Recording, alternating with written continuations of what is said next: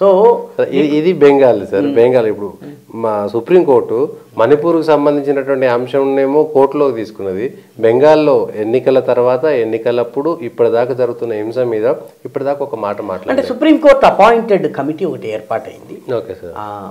వాస్తవానికి సుప్రీంకోర్టు ఒక కమిటీ ఏర్పాటు చేసింది. వెస్ట్ బెంగాల్ కూడా మొదట్లో దాడులు జరిగిన మాట వాస్తవం, కానీ తరువాత ఈ న్యాయస్థానాలు పునుకున్నాయి. కొంత బెంగాల్లో ఇప్పుడు మళ్ళీ చాలామంది తిరిగి వచ్చేసారు. వాళ్ళ గ్రామాలకు వచ్చి నిలబడి ఓన్లీ వాళ్ళు పార్టీ పని చేయగలుగుతున్నారు. న్యాయస్థానాలు ప్రత్యేకంగా దగ్గరుండి పర్యవేక్షించాయి సుప్రీంకోర్టు. మొదట్లో సుప్రీంకోర్టు బెంగాల్ అత్యాచారాలని పరిగణలోకి తీసుకోకపోయినా తరువాత వీటికి సంబంధించి మానవ హక్కుల కమిషన్ అవి ఇవి అన్నీ కూడా రేజ్ చేసిన తర్వాత చలనం వచ్చింది.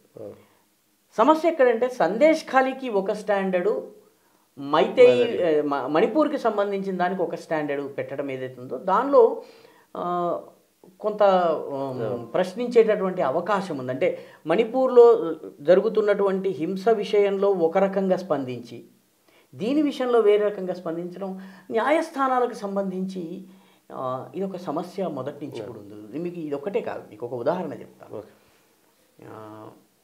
బొంబాయిలో హజీపీర్ దర్గా ఉంది. హజీపీర్ దర్గాలో మహిళల ప్రవేశం లేదు. సో కొందరు వెళ్ళారు. వెళ్ళి ఇది మహిళలకు ప్రవేశం కల్పించాలి హజీపీర్ దర్గాలో అని. అది ద్వీపంలో మధ్యలో ఉంటుంది, సముద్రంలో ఉంటుంది. అంటే అది కూడా అక్రమంగా కట్టిందనే ఒక చర్చ. న్యాయస్థానం ఏమందంటే వాళ్ళ మతాచారము ప్రకారము దీనిలో మహిళలు రావద్దంటున్నారు కాబట్టి మతాచారము ప్రివేల్ అవుతుంది అన్నారు. అవును, మతాచారం ప్రివేల్ అవుతుంది, మహిళలకు సమాన హక్కులు వర్తించవు అంది.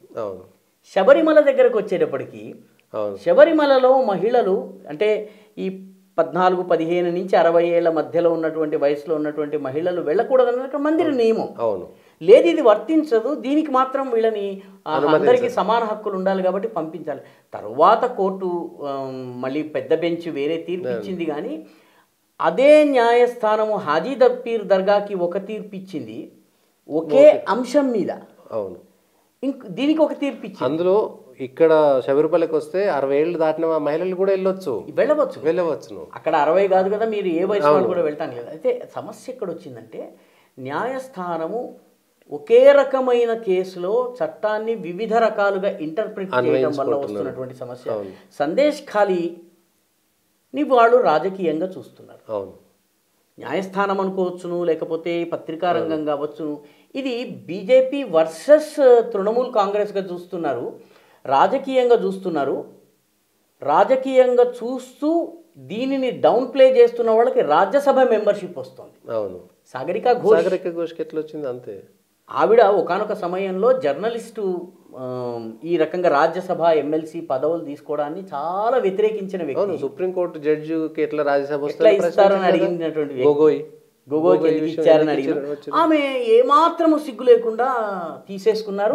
వాళ్ళే ఇప్పుడు జర్నలిజం సూత్రాలు చెప్తారు, నీతులు చెప్తారు, జర్నలిజానికి సంబంధించిన నీతి సూత్రాలు. పైగా ఆవిడ ఎటువంటి సాక్ష్యం, నేను యాక్టివ్ జర్నలిజంలో లేను కాబట్టి నేను తీసుకోవచ్చు. Journalist active journalist passive journalist ఉంటారా? ఫ్రీలాన్స్ జర్నలిస్ట్ అవునా కాదా? ఫ్రీలాన్స్ జర్నలిస్టులకి అక్రిడిటేషన్ వస్తుందా రాదా?